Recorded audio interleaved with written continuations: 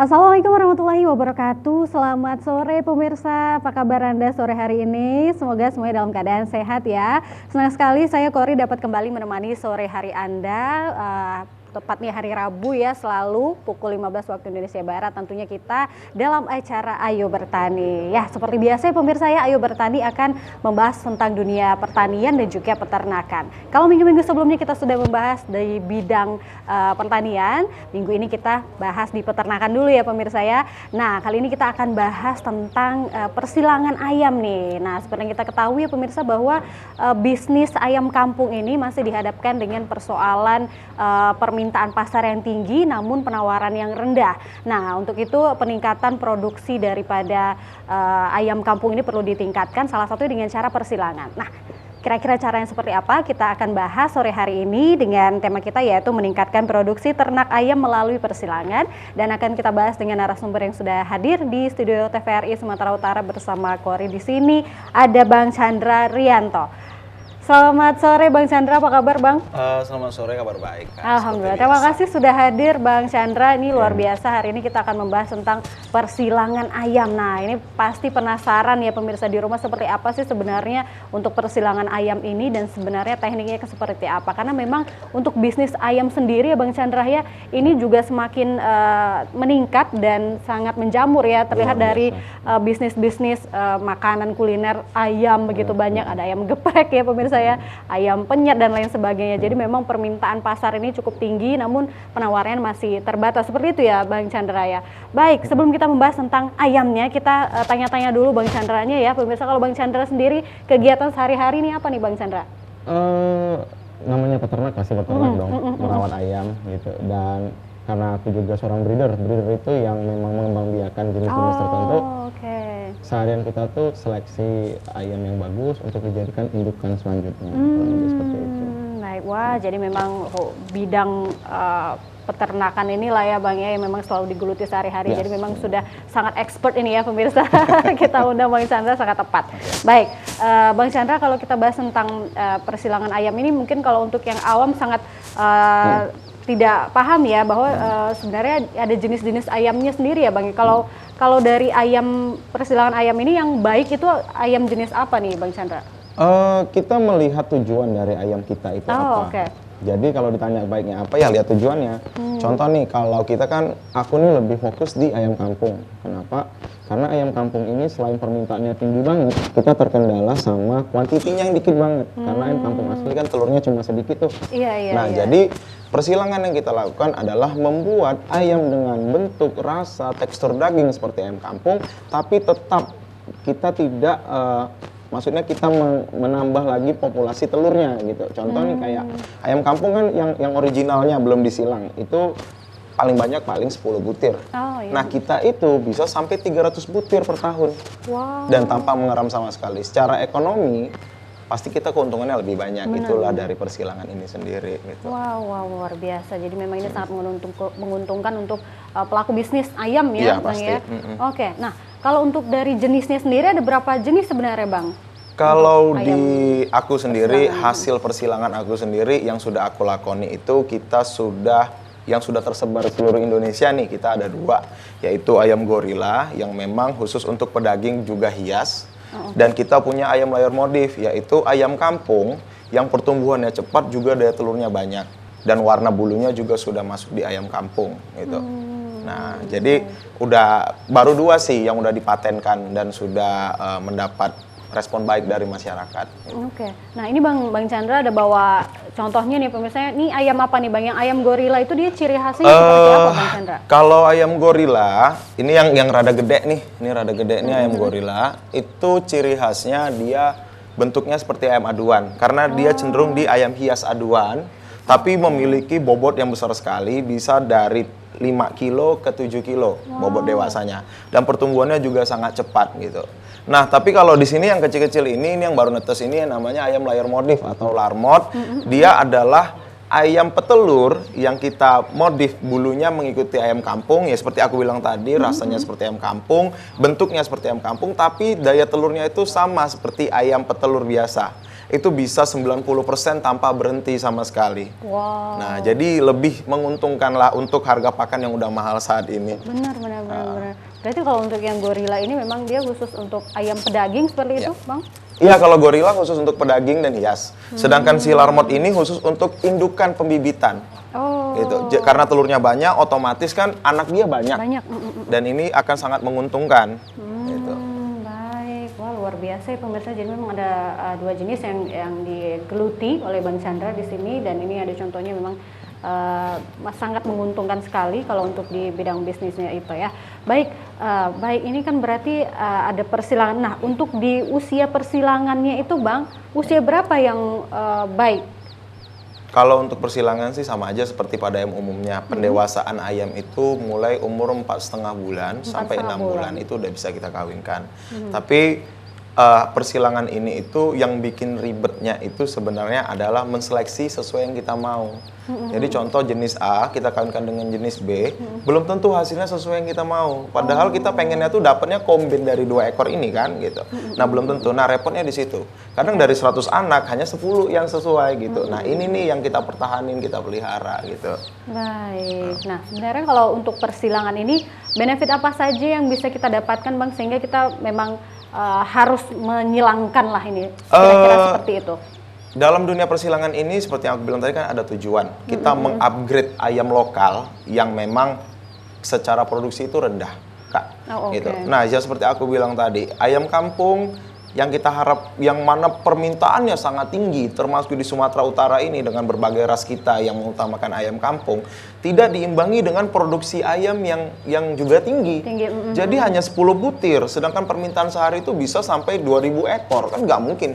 Nah, dengan perkawinan silang dari beberapa ras ayam yang kita sempurnakan gitu. Nah, hasilnya kita mendapatkan si layer modif ini, ayam kampung tapi dengan daya telur mengikuti ayam Eropa atau mungkin ayam layer pada umumnya gitu. Dengan telur yang banyak bisa sampai 300 butir per tahun, kita bisa menciptakan anak ayam yang banyak hingga ini sangat bisa untuk menutupi permintaan ayam kampung yang sangat tinggi. Yang kedua, kita juga punya ayam gorila atau layer modif ini juga sebenarnya untuk ayam kampung pertumbuhannya juga lebih cepat. Di mana ayam kampung biasa itu panennya itu 100 sampai 120 hari. Dan kita panennya itu hanya 60 hari sudah dapat mencapai berat 1 kilogram. Jadi keuntungannya itu sebenarnya. Baik. Wah, luar biasa. Jadi untuk para pebisnis di luar sana yang selama ini belum mengetahui ya kira-kira seperti apa untuk mencukupi ya permintaan pasar yang cukup tinggi. Jadi memang salah satu caranya adalah untuk meningkatkan produksinya itu sendiri melalui persilangan seperti itu. Ya, waduh, ini lucu sekali lagi bentuknya ya. Kalau Bang Chandra sendiri sudah menggeluti dunia ini tuh sudah berapa lama sih, Bang Chandra? Sebenarnya dari SMP. Wah, ya. Jadi kebetulan masa muda aku habisnya di kandang ayam. Jadi memang totalitas banget. Dan alhamdulillahnya memang dari kecil kita udah bisa berbahasa Inggris. Dari aku suka gabung-gabung ke grup-grup di luar yang bahas tentang genetik. Lalu udah mulai belajar tuh dari situ. Jadi mungkin aku mulai matengnya, ayam kita mulai dikenal masyarakat itu di tahun 2010. 2010 ya? Wow, luar biasa. Jadi memang udah dari kecil ya pemirsa, jadi memang sudah sangat paham betul, mengetahui betul ini seperti apa cara perawatannya dan lain sebagainya. Nah, kalau untuk dari, teringat saya untuk perawatan ini Bang, ini setelah dipersilangkan ini perawatannya seperti apa? Atau memang sama aja atau seperti apa nih? Basicnya setelah dia terjadi perkawinan silang, dia akan memiliki perawatan yang lebih intensif karena kita sudah berbicara bisnis gitu. Nah, kalau kakak mungkin di kampung melihat ayam kampung dilepas liarkan. Konsep masyarakat kita itu memelihara ayam kampung adalah dilepas aja gitu kan. Ntar makan apa-apa panen. Karena nggak diuntung rugi, maksud saya nggak dihitung ruginya, untungnya gitu. Jadi lebih ke investasi lah kalau lagi pengen makan ayam gitu. Tapi ketika kita sudah berbicara bisnis, otomatis kita mau dapat target gitu. Jadi perawatan itu kita harus maksimal, terutama nutrisi, pakan, dan lain-lain. Dengan ayam yang diberi nutrisi baik, otomatis dia akan berproduksi dengan baik, Kak. Gitu. Jadi memang sebenarnya ayam apa aja perawatannya sama, hanya saja Ada yang ayam untuk hobi atau untuk investasi jangka lama, ada yang memang ditarget. Yeah. Jadi kalau untuk ayam kita ini, memang dari netes kita udah harus vaksin komplit, kita harus beri dia probiotik juga, lalu memberi dia pakan yang bagus sehingga produksi dia bagus sampai dewasa dan tercapai gitu. Baik. Nah kalau berarti ini persilangan antara ayam kampung dengan ayam apa, Bang? Ini persilangan antara berbagai jenis ayam petelur. Gitu. Oh, gitu. Cuma memang kita selalu memasukkan genetik ayam kampung lokal untuk menghadapi cuaca Indonesia. Karena ada beberapa ayam luar seperti beberapa jenis mungkin teman-teman udah pada kenal juga ya, sudah mulai booming juga. Di sini ada New Hampshire, Rhode Island Red, juga ada Barred Rock dan lain-lain. Tapi kita tidak meninggalkan genetik lokal untuk sebagai membuat dia itu bisa bertahan di iklim kita. Karena iklim kita dengan iklim di Eropa sudah pasti beda gitu. Nah, dengan seleksi yang ketat inilah membuat ayam kita ini bisa bertahan di Indonesia. Oh Lebih gitu. seperti itu. Berarti untuk satu indukan itu bisa beberapa kali dipersilangkan ya, Bang ya? Kurang lebih seperti itu. Jadi kita membuat kelompok-kelompok perkawinan gitu. Contohnya tadi aku sebutin New Hampshire sama Barred Rock nih, satu kelompok, 2 kelompok, 3 kelompok, ntar digabungin lagi tuh anaknya. Jadi terjadi kombinasi. Nah, setelah anaknya ini nanti sudah terkumpul, di sini kita seleksi mana yang bertahan, mana yang tidak. Jadi dalam dunia breeding ini yang paling ribet tuh seleksinya, nggak ngasal ngawin aja, tahu-tahu ngasil nggak gitu. Oke, nah untuk proses seleksinya gimana tuh, Bang? Yang pastinya satu, karena tujuan kita ini sebagai ayam produksi ya, terutama kayak yang layer modif ini, itu kita melihat rate produksi telurnya. Tercapai nggak sama target kita 300 butir? Kalau nggak tercapai, ya mau nggak mau kita eksekusi. Gitu. Nah, yang kedua, kita melihat daya tahan tubuhnya. Itu paling penting, karena dia masuk kategori ayam kampung, otomatis dia dipelihara tidak seefisien ayam non kampung, dilepas liarkan gitu. Bertahan nggak gitu. Nah, biasanya dari 100 itu hanya 20 yang bertahan, yang lulus. Nah, dari 20 inilah yang kita kembangin untuk menurunkan genetik bagusnya kepada anak-anak dan cucu-cucunya. Jadi dalam dunia persilangan ini atau menyilang-nyilangkan ayam ini memang seleksinya itu yang bikin lama. Itu bisa memakan waktu secepat-cepatnya 3 tahun baru 3 bisa tahun dapat ya. satu jenis baru. Wow, bisa hampir menghasilkan memang yang kita inginkan Ya, seperti benar. itu ya, dan yang terbaik kualitasnya ya. Baik, waduh luar biasa. Jadi memang ini sangat menguntungkan ya, Bang Chandra. Bang Chandra sendiri sudah berpuluh tahun lah ya, Bang ya. Ya, bisa dibilang begitu. Sudah berpuluh tahun untuk persilangan ini. Kemudian untuk persilangannya sendiri, Bang Chandra, ini Ya. ada teknik khususnya nggak sih, atau caranya seperti apa sih untuk menyilangkan ayam-ayam ini, Bang? Basicnya menyilangkan itu kita itu cuma mengawinkan 2 jenis atau 3 atau 4 jenis yang berbeda, itu sudah termasuk penyilangan gitu. Nah, jadi kalau kakak nanya caranya, itu kita kembali lagi pada tujuan kita tadi, mau dijadiin ayam pedaging kah atau ayam petelur kah gitu. Kalau memang mau dijadiin ayam pedaging, ya kita cari induk-indukan yang memang dominan rasnya itu pedaging gitu. Jadi contoh nih, kayak kita kan ayam kampung yang aku bilang tadi itu 100 hari baru bisa panen. Gimana biar bisa kita cut ini supaya nggak 100 hari gitu. Nah, kita cari pejantan yang memang dari ras lain. Contoh nih, kalau kita selain ayam kampung kan ada ayam Bangkok tuh. Ayam Bangkok kan rada lebih cepet tuh. Kita kawin nih gitu. Nah, anaknya yang mungkin pertama panennya kalau kampung asli 100 hari, dia bisa 70 hari atau 80 hari gitu. Nah, ini yang kita kembangi terus, kita seleksi terus genetiknya hingga tercapailah ayam pedaging. Nah, juga seperti itu dia ayam petelur gitu. Mana yang memang masih mengeram, kalau mengeram kan otomatis kita tuh mengurangi produksi karena dia mengeram itu tidak ngapa-ngapain, hanya dudukin telur gitu. Nah, kita lihat nih mana yang dia membuang ekspresi mengeramnya atau cuma nelur doang. Nah, itu yang kita ambil, kita seleksi gitu. Jadi perkawinannya sih ya, kalau nanya cara persilangan gimana, yang ngawinin 2 ras yang berbeda untuk mendapatkan kombinasi dari 2 induknya gitu. Contoh nih, satu ini ayamnya telurnya banyak tapi dia mengeram, kan rugi. Lalu di sini ada telurnya dikit tapi dia nggak pernah mengeram.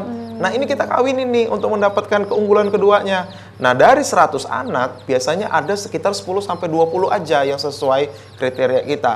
Nah, ini yang kita ambil, kita pertahankan genetiknya. Iya, gitu. ya, wah menarik sekali ya pemirsa. Wah, ini pemirsa pasti penasaran ya, dan mungkin nanti bisa tanya-tanya langsung dengan Bang Chandra. Kita akan lanjutkan perbincangan ini pemirsa. Kita akan jeda sejenak ya, untuk itu tetap bersama kami di Ayo Bertani.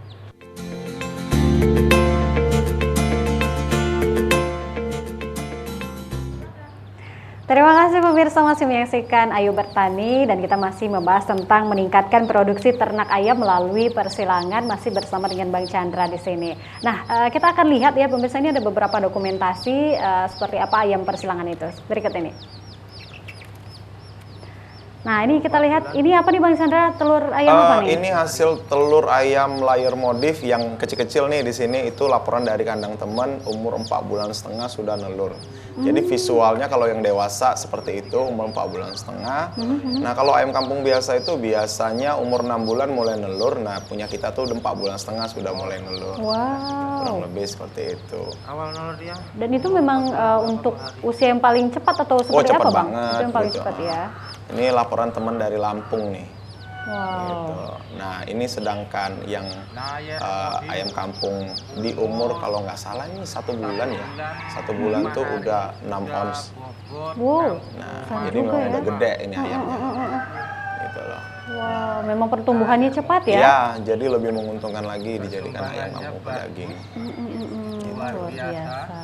Jadi selain memang di usia panennya cepat, produksinya juga cepat ya, untuk pertumbuhannya begitu ya. Nah, kita lihat usia 1 bulan besar sekali tuh. Ini ayam apa nih Bang? Dia juga. Nah, ini yang kampung pedagingnya. Kalau nggak salah ini umur 1 bulan, ini udah berat 4 ons sampai 5 ons ini. Nah, jadi kita sudah main di partai besar saat ini. Untuk ayam kampung pedagingnya kurang lebih. Sedangkan ini di kandang mitra kita persiapan 1.200 indukan gitu untuk pembibitan. Karena memang permintaan anak ayam kampung di Kota Medan ini luar biasa sekali. Jadi kita mempersiapkan induk yang banyak gitu. Wah, luar biasa. Tadi memang banyak sekali kita lihat ya pemirsa. Jadi memang Bang Chandra ini sudah mainnya bisnisnya partai besar seperti itu ya Bang Chandra, luar biasa. Nah, tadi Bang Chandra menyebutkan bahwa permintaan di Medan sendiri memang cukup tinggi, itu seperti apa sebenarnya Bang?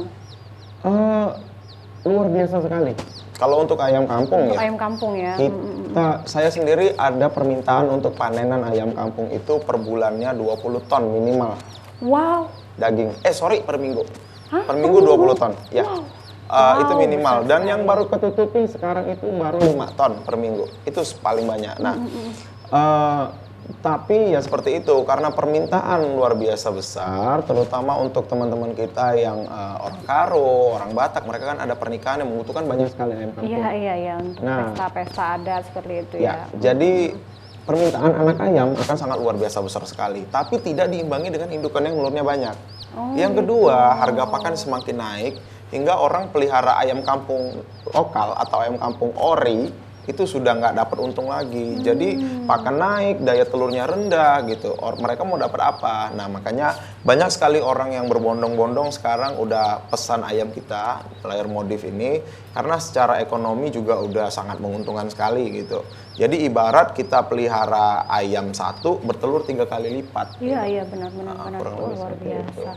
Kalau untuk pakannya sendiri apa Bang kasihnya Bang? Kalau aku lebih saranin pakan memang yang sudah pabrikan, karena memang nutrisinya sudah tertakar gitu. Kadang ada beberapa temen yang menganggap bahwasannya dikasih makan dedak aja atau dikasih makan sayur-sayur aja atau ampas atau apa, itu kan nutrisinya masih naik turun. Sedangkan ayam untuk berproduksi banyak, mereka membutuhkan nutrisi yang sesuai gitu. Nah, kesalahan peternak dalam yang dilakukan teman-teman kita ini yang mungkin belum paham adalah memberi nutrisi yang tidak sesuai dengan embel-embel memperirit, tapi ternyata itu malah memperburuk karena hasilnya tidak sesuai gitu. Jadi harus disesuaikan ya Bang. Jadi lebih bagus memang feed intake-nya itu disesuaikan. Contoh nih kayak pakan 1 hari 1 ons, ya udah 1 ons aja gitu. Nah, hasilnya 1 butir telur itu masih sangat menguntungkan gitu. Benar-benar. Jadi kalau memang ingin kualitasnya baik, nutrisinya juga harus kita cukupi begitu ya. Betul. Bang Chandra ya, luar biasa. Nah, Bang Chandra kalau dilihat dari fisiknya nih, perbedaan ayam yang sudah dipersilangkan dengan yang masih ori itu seperti apa Bang? Oke, jadi ini aku angkat ya ayamnya. Aku izin aku angkat dulu. Jadi begini, ini kita punya namanya ayam gorila ya. Nah, ini dia ayam gorila ya. Gorila ini umur 20 hari nih. Ini umur 20 hari.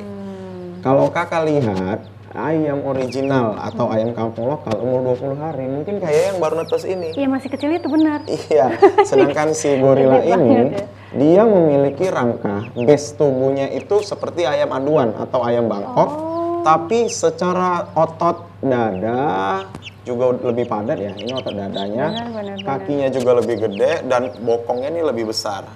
Jadi normalnya ayam seperti ini di umur 20 hari yang belum disilang itu beratnya seberat-beratnya paling 1 ons. Sedangkan dia ini sudah 4 sampai 5 ons. Gitu. Jadi dia akan berbeda. Gitu loh. Nah, untuk dewasanya si ayam gorila ini, kalau anggaplah ayam kita yang sekarang yang gede, ayam lokal tuh ayam Bangkok ya, itu segede-gedenya 3 kilo. Nah, si gorila ini bisa 5 sampai 7 kilogram dengan pakan yang bagus. Jadi kurang lebih seperti itu. Jadi dia tidak menghilangkan ciri khas dari ayam lokalnya seperti lehernya panjang, kakinya tinggi gitu kan, bentuk tubuhnya proporsional, nggak terlalu bulat juga kan kayak ayam broiler, tapi kepadatan ototnya seperti otot pahanya seperti ini tuh. Nah ini tuh lebih padat gitu. Jadi saat ditimbang ya otomatis akan lebih berat gitu. Dengan pakan yang sebenarnya sama aja kayak ayam kampung biasa. Gitu. Luar biasa. Jadi memang lebih sangat menguntungkan berkali-kali lipat ya Bang Chandra ya, luar biasa loh ini. Nah kalau untuk perawatannya sendiri seperti apa Bang? Pakannya diberikan berapa kali? Ada perbedaan nggak sih Bang? Sebenarnya gini Kak, perbedaannya itu lebih ke di masa umur. Di masa umurnya ya, saja jadi ya? ada ayam yang ditujukan sebagai ayam panenan, ada ayam yang ditujukan sebagai ayam pembibitan. Ayam panenan umur 1 hari sampai panen itu makannya tidak boleh kosong, jadi harus ada aja. Gitu. Jadi dia harus makan. Biar cepat gedenya supaya gitu cepat ya? gede. Gitu. Jadi dia akan menumbuhkan sel-sel daging di tubuhnya itu lebih sempurna. Jadi mungkin kalau untuk ayam layer modif yang udah dikhusus kayak ayam kampung pedaging kayak yang di video tadi, itu 2 bulan sudah jamin 1 kilogram gitu. Nah, tapi kalau di ayam indukan seperti layer modif yang tadi di video pertama yang sudah bertelur itu kita harus timbang. Karena 1 ekor ayam itu membutuhkan hanya 100 gram pakan. Ketika kurang dari 100 gram dia akan turun telurnya, dan ketika berlebihan dari 100 gram 100 gram per hari? Per ekor. Ketika lebih maka ada penumpukan lemak. Nah ini mengganggu reproduksi telurnya, jadi dia wajib 100 gram. Gitu. Nah, jadi perbedaan pemberian pakannya seperti itu. Oke, dibedakan dari jenisnya ya. Jenis dan tujuan dari ayam itu. Tujuannya apakah untuk dipanen, apakah untuk di pembibitan seperti itu ya Bang Chandra ya. Oke. Nah, kemudian untuk perawatan yang lainnya Bang perlu diberikan vitamin kah? Pasti. Atau seperti apa? Gitu. Kenapa perlu diberikan vitamin? Yang paling utama jadi kita basicnya pelihara ayam ini kan kita harus memenuhi 3 standar untuk berhasil. 1 genetik, yang kedua makanan, yang ketiga perawatan. Ketika salah satu aja cacat atau salah satu aja gagal, ini kita udah pasti gagal. Contoh nih, ketika kita ngomong genetik, contoh nih ayam seramah lah.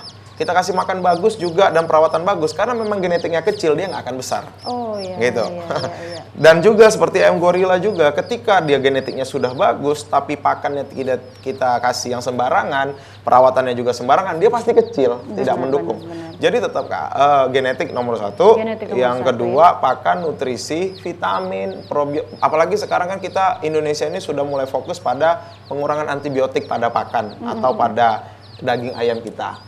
Nah, memang ini berimbas ke peternakan kita karena tanpa adanya antibiotik pertumbuhan ayam kita berkurang karena di area Asia ini kan lembab ya. Nah, kita bisa ganti dengan probiotik. Yang ketiga, kita ini membutuhkan vaksin. Itu vaksin harus berkala dan sesuai dengan umur. Contoh nih, jangan sampai ada kematian 1 kandang karena flu burung atau apa gitu. Ini vaksin. Nah, yang terakhir itu perawatan seperti suhu kandang. Suhu kandang tidak boleh panas. Maksudnya panas tuh di atas dari 30 derajat Celcius gitu. Itu bisa membuat ayam stres dan tidak bertelur. Tapi untuk anakan seperti ini lebih bagus dia hangat gitu. Sampai di umur tertentu baru dia ini. Oke, baik. Nah, untuk probiotik itu tadi menarik juga tuh Bang. Itu untuk pemberian probiotiknya itu fungsinya seperti apa Bang? Sama dengan vitamin-vitamin yang lainnya atau seperti apa nih? Oke, kalau vitamin itu berarti kita memasukkan zat yang membantu pertumbuhan, gitu. Namun probiotik ini kita memberikan bakteri yang membantu supaya tetap sehat. Kenapa? Baik ya. Di dalam usus kita ini atau usus hewan ternak juga sebenarnya kita memiliki bakteri baik. Bakteri baik ini gunanya untuk menangkal supaya bakteri buruk tidak masuk. Dengan pemberian probiotik yang sesuai, otomatis bakteri baik ini akan bersarang di dalam usus ayam kita hingga tidak ada kesempatan untuk bakteri buruk masuk dan menyerang. Nah, ini otomatis membantu menjaga performa ayam kita. Makanya saat antibiotik sudah mulai dicabut oleh pemerintah, kita bisa ganti dengan probiotik. Oh gitu. Jadi memang ini lebih baik lah ya istilahnya karena untuk memperbaiki tubuhnya juga seperti itu. Betul. Ya. Baik, kalau tadi kita berbicara banyak sekali keuntungan yang kita dapatkan dengan persilangan ayam ini ya pemirsa. Tapi kalau dilihat dari kendalanya ada nggak sih ya Bang Chandra ya dalam persilangan ayam ini? Banyak sekali. Banyak ya? Banyak sekali. Apa saja itu Bang? Makanya begini Kak, untuk seorang breeder seperti aku ini jarang sekali ada yang bertahan. Kenapa mereka akan dihadapkan dengan harus membuang banyak ayam karena tidak sesuai dengan kriteria. Oh, gitu. Okay. Padahal ini induk butuh makan kan untuk ngasilin anak-anak ayam ini. Nah, ini dibuang begitu. Bisa karena satu, dalam dunia persilangan ini ada warna-warna bulu yang tidak masuk dalam hitungan ayam kampung. Itu harus dibuang. Itu rugi pertama.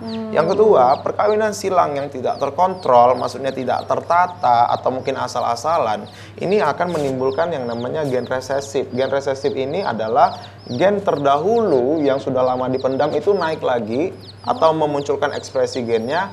Ini bisa aja membawa penyakit-penyakit genetik. Contoh nih, kaki cacat, daya tahan tubuh lemah, lalu bisa aja memang kematian saat masih anakan, atau gagal menetas, atau malah sifatnya yang seperti makan di bulu, atau malah matokin daging kawannya, itu banyak sekali. Seperti itu. Nah, yang terakhir, waktu. Ketika kita sudah mulai paham masalah genetik ini, kita akan dirugikan oleh waktu. Ya seperti aku bilang tadi, seleksi tadi gitu. Ada yang ternyata wah ini nggak masuk kriteria nih, dibuang gitu. Kita harus mulai lagi dari awal. Nah, makanya untuk ayam silangan ini, terutama yang untuk stok indukan, harganya rada mahal.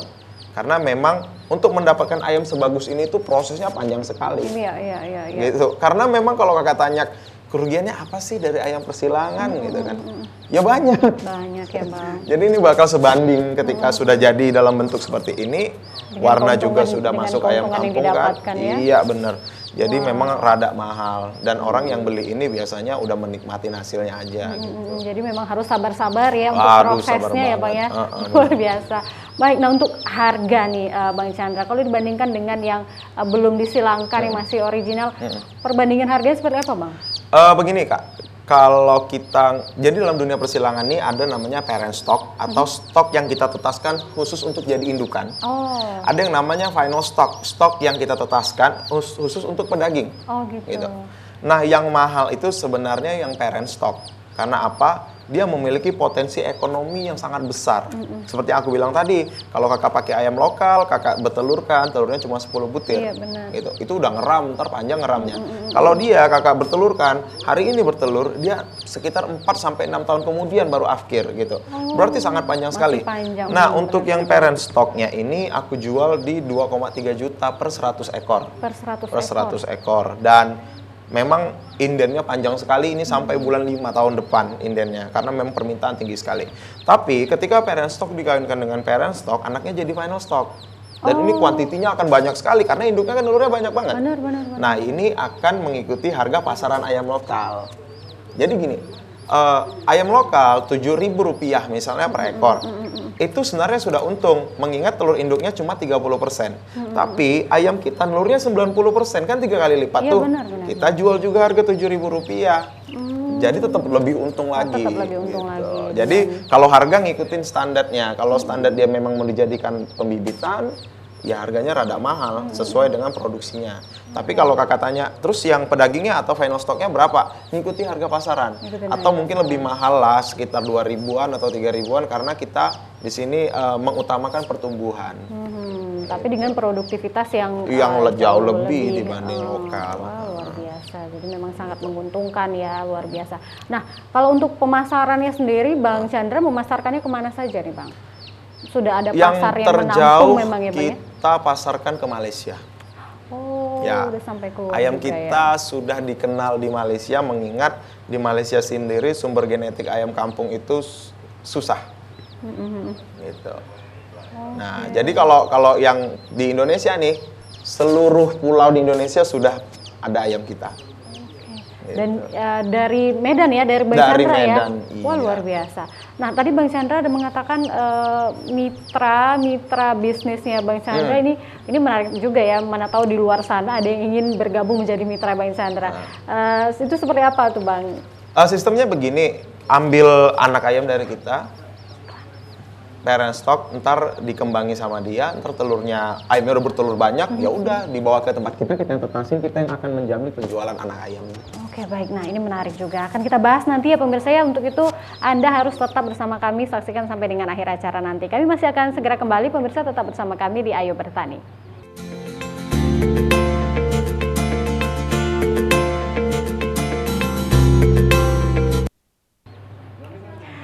Pemirsa, terima kasih ya masih menyaksikan Ayo Bertani, dan kita masih membahas tentang meningkatkan produksi ternak ayam melalui persilangan. Wah, luar biasa sekali, tadi kita sudah membahas banyak sekali dengan Bang Chandra. Bang Chandra juga sudah menjelaskan panjang lebar. Bagi Anda tadi yang sudah menyaksikan dari awal, luar biasa ilmu yang sudah kita dapatkan. Untuk itu terus saksikan sampai dengan akhir acara nanti ya pemirsa ya. Baik, memang untuk produktivitasnya luar biasa untuk mencukupi pasar begitu ya Bang Chandra, permintaan pasar yang sangat tinggi untuk ayam ayam kampung seperti itu, dengan sekarang penawarannya juga masih terbatas seperti itu ya pemirsa ya. Baik, kalau untuk dari ayam petelurnya sendiri Bang yang sudah dipersilangkan menjadi ayam petelur ini, untuk warna telurnya ada perbedaan nggak Bang dengan ayam yang biasa?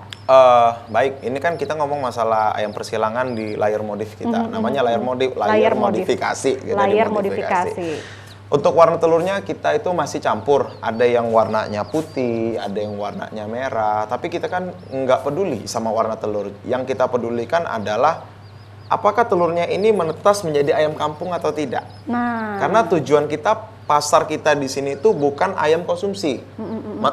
Bukan telur konsumsi. Kalau telur konsumsi kan banyak nih pelanggan yang minta telurnya kok warnanya begini, telurnya kok warna begini. Repot deh pokoknya kalau udah ngomongin masalah konsumsi. Selain harganya lebih murah, kalau telur konsumsi itu kan paling mahal tuh di 2.000 gitu. Nah, kalau yang telur layar modif ini ditujukan untuk menciptakan anak ayam kampung, Kak. Gitu.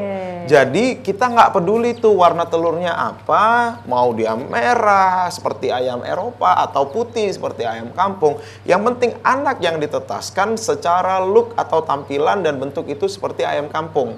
Gitu. Jadi nggak peduli. Yang kita pedulikan adalah di bobot telurnya. Gitu. Jadi karena kita memang tujuannya sebagai penciptaan atau pembuatan DOC atau anak ayam, maka kita membutuhkan telur yang besar. Itu minimal kita di 40 gram per butir. 40 gitu. Gram. Kalau yang biasa tuh berapa Bang? Kalau telur ayam kampung biasa paling 30 kan. Gitu. Iya. Kita 40 sampai 60 gram untuk layar modif. Supaya apa? Supaya kuning telurnya lebih gede di dalam. Saat anaknya menetas, dia memiliki cadangan kuning telur yang banyak. Ini menunjang pertumbuhan dia menjadi sangat bagus. Gitu.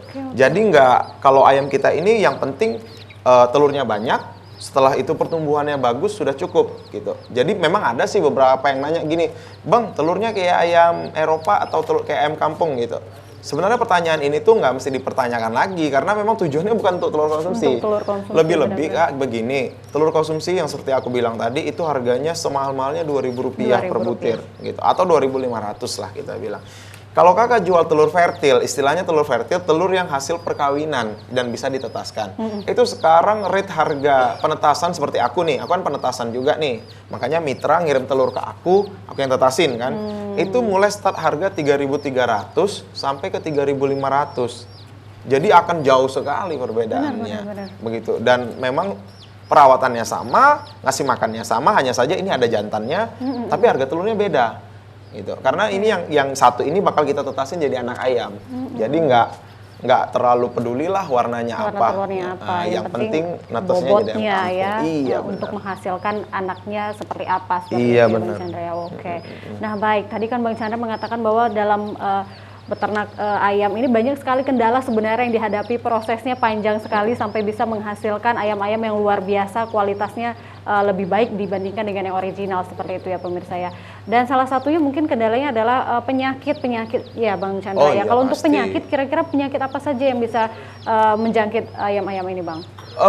Sama aja sebenarnya kayak ayam biasa, ayam kampung kah, ayam hutan kah, atau apa, karena mereka tuh masih satu keluarga besar ya.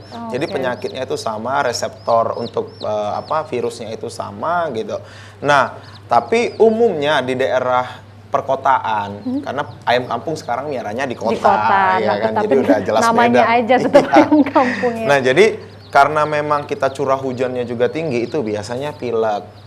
Gitu. Ini pilek karena apa? Terlalu lembab. Jadi gimana caranya? Penggantian sekam atau pemilihan bahan-bahan kandang yang berkualitas ini menjadi faktor utama untuk menjaga supaya nggak pilek. Yang kedua virus biasanya kayak flu burung atau IB itu pernapasan ya. Kalau IB ini gimana caranya? Selain pencegahan dengan cara menyemprot desinfektan, kita harus vaksin. Gitu. Jadi sebenarnya kalau ditanya penyakit ayam silangan apa sih gitu? Nggak ada bedanya sama ayam lokal. Tapi ayam pesilangan punya satu penyakit yang tidak ada di ayam lokal. Apa tuh Bang Chandra? Penyakit dibawa oleh genetik gitu. Nah, inilah makanya aku bilang penyakit ini itu yang tidak bisa diobatin. Contoh nih, kaki cacat, bengkok, paruhnya nyilang, atau tingkat kanibalnya itu memakan teman sendiri. Itu kayak memang bawaan genetik. Nah, inilah yang harus kita seleksi supaya dia nggak keluar. Nah, itu tadi proses seleksi yang cukup proses seleksi ini. Makanya terkadang banyak orang yang sedang mencoba persilangan saat ini. Tapi biasanya berhenti di tengah jalan karena tidak tahan untuk hal-hal seperti ini. Satu, tidak tahan di waktu. Yang kedua, tidak tahan di biaya. Karena biaya pembuatan ayam ini besar sekali. Sampai detik dia bisa menjadi ayam yang matang. Kurang lebih seperti itu sih. Oke, nah kalau untuk ketahanan tubuh dari ayam persilangan ini seperti apa Bang? Karena memang kan kondisi cuaca di Kota Medan yang memang luar biasa cukup ekstrim, kadang panas terik, hujan juga. Bener. Ini seperti apa ketahanan tubuhnya Bang? Ketahanan tubuh bisa dibilang karena dia ayamnya produksinya bagus, otomatis pertahanan tubuhnya sedikit lebih kurang dibanding ayam kampung lokal. Kenapa? Logikanya seperti ini Kak. Ketika ayam kampung lokal, kita bilanglah 20 hari, itu beratnya paling 1 on 2 on. Dengan organ-organ tubuh mereka yang standar gitu. Jadi pemompaan darah hanya untuk ke berat badannya yang cuma 2 on. Beda sama ayam hasil persilangan. Mereka akan bagus di pertumbuhan sel daging, tapi tidak mengikuti organ dalam. Organ dalam tetap sama seperti ayam kampung yang berumur 20 hari juga. Ini otomatis membuat jantung mereka, paru-paru mereka, ginjal mereka itu bekerja lebih besar, lebih cepat dan lebih berat gitu. Lalu bagaimana supaya dia bisa bertahan dengan kondisi cuaca seperti ini? Kita mendukung dengan vitamin. Vitamin itu tadi Vitamin, seperti aku bilang tadi, probiotik, vaksin, juga mungkin kandang yang baik dan bersih lah. Gitu. Karena memang kalau kita ngomong ayam lokal nih kan hasil dari pemecahan genetik antara ayam hutan asli berevolusi menjadi ayam kampung. Otomatis mereka memang anak alam nih. Beda dong anak yang udah biasa di mall disuruh main ke sawah, besoknya langsung sakit. Nah, gitu. Jadi memang lebih ke perawatannya aja. Tapi memang walaupun perawatannya rada lebih intensif, tapi ini akan berimbas ke produksinya yang lebih besar. Jadi win to win lah, sama-sama menang gitu.